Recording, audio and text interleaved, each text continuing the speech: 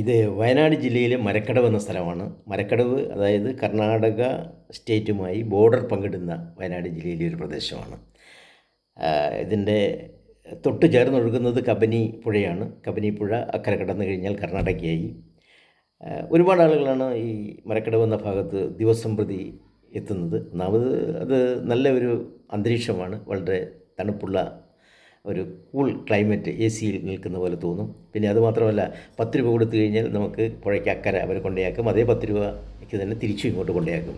പുഴയ്ക്ക് അക്കരെ തന്നെ 1-2 ബാറുകളൊക്കെ ഉള്ളതുകൊണ്ടാണ് തോന്നുന്നു ആളുകൾ ഇഷ്ടം പോലെ വരുന്നുണ്ട്. പിന്നെ എനിക്ക് തോന്നുന്നത് ഈ കേരളത്തേക്കാൾ വില കുറവാണ് എന്ന് പലരും പറയുന്നത് കേട്ടു. അപ്പോൾ അതുകൊണ്ട് ആളുകൾ ഇഷ്ടം പോലെ ബസ്സിന് ഇറങ്ങുന്നുണ്ട്, പുഴ കടന്നു പോകുന്നുണ്ട്, പുഴയിൽ നിന്ന് തിരിച്ചും വരുന്നുണ്ട്. അപ്പം ഞാൻ രാവിലെ വീട്ടിൽ നിന്ന് പോകുന്നതാണ്. അപ്പോൾ വരുന്ന വഴിക്ക് ഇപ്പോൾ 2 സ്ഥലത്തുനിന്ന്, പയ്യമ്പള്ളി ഭാഗത്തുനിന്നും അതുപോലെ ബോയ്സ്റ്റൺ ഭാഗത്തുനിന്നും വണ്ടി, ഈ റവന്യൂ ഡിപ്പാർട്ട്മെൻറ്റും അതുപോലെ പോലീസിൻ്റെ വിവിധ വകുപ്പുകളും വണ്ടി തടയുന്നുണ്ട്. തടഞ്ഞ് അവർ ഡിക്കി കാറൊക്കെ പരിശോധിച്ചു. അതിൽ അനധികൃതമായി പണം സൂക്ഷിച്ചിട്ടുണ്ടോ, മദ്യമുണ്ടോ എന്നൊക്കെ നോക്കി. ഇല്ല, എൻ്റെ കാറിൽ ഇതൊന്നും ഇല്ലാത്തതുകൊണ്ട് അവർ എന്നോട് പോകാൻ അനുവദിച്ചു. അങ്ങനെ ഞാനിപ്പോൾ മരക്കടവിലാണുള്ളത്. അപ്പോൾ ഞാൻ കഴിഞ്ഞ പ്രാവശ്യം ഞാനിവിടെ ഈ 2 ഏക്കർ സ്ഥലത്ത് ഇഞ്ചി കൃഷി ചെയ്തതാണ്. അപ്പോൾ ഈ കൃഷിയെക്കുറിച്ച് പറയുമ്പോൾ, കൃഷി എന്ന് പറയുന്നത് ഒരു ഗാംബ്ലിംഗ് ആണ്, ചൂതാട്ടം. ഒരുപക്ഷെ ലാഭം അല്ലെങ്കിൽ പൂർണ്ണമായും നഷ്ടം. ഇതാണ് കൃഷിക്കാരൻ്റെ ഒരു ദുരിതം. അതാണ്, നമുക്കൊരിക്കലും ഒരു ലാഭം പ്രതീക്ഷിച്ചുകൊണ്ട് അതിൽ ഇൻവെസ്റ്റ് ചെയ്യാൻ പറ്റില്ല. ചിലപ്പോൾ ലാഭം ഉണ്ടാകും, ചിലപ്പോൾ നഷ്ടം ഉണ്ടാകും. കഴിഞ്ഞ പ്രാവശ്യം എനിക്കതിൻ്റെ ഒരു 1 ലക്ഷം രൂപയിൽ മേൽ നഷ്ടമുണ്ടായി.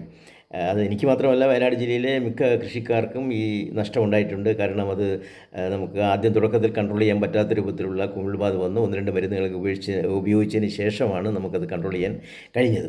അപ്പോൾ അതുകൊണ്ട് എനിക്ക് കൃഷിക്കാരോട് പറയാനുള്ളത്, കഴിഞ്ഞ പ്രാവശ്യം നഷ്ടം വന്നു എന്നതുകൊണ്ട് ഇപ്രാവശ്യം നാം കൃഷി ഉപേക്ഷിക്കേണ്ട കാര്യമില്ല. ധൈര്യമായിട്ട് തന്നെ മുന്നോട്ട് വരിക, നാം ചെയ്യുക. അപ്പോൾ നമുക്കതിൽ അഡ്വാൻസ് ആയിട്ട് ചെയ്യേണ്ട ഒരു കാര്യം, നമ്മൾ ഈ മരുന്ന് മുക്കുന്ന കാര്യത്തിലാണ്. അപ്പോൾ എല്ലാവരും നമ്മൾ ഈ എക്കാലക്സ് അതുപോലുള്ള കീടനാശിനികൾ മാത്രമേ മുക്കാറുള്ളൂ.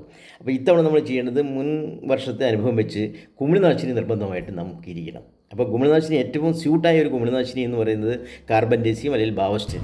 ഈ ബാവസ്റ്റിൻ 1 ഗ്രാം 1 ലിറ്റർ എന്ന വെള്ളത്തിൽ കലർത്തിയ ആ ലായനിയിൽ ഒരു 5 മിനിറ്റ് വിത്ത് മുക്കിയതിന് ശേഷം മാത്രമേ വിത്ത് നടാൻ പാടുള്ളൂ. അപ്പോൾ അങ്ങനെ നട്ട് കഴിഞ്ഞാൽ നമുക്ക് ഈ കുമിൾബാധയെ നമുക്ക് നിയന്ത്രിക്കാൻ കഴിയും.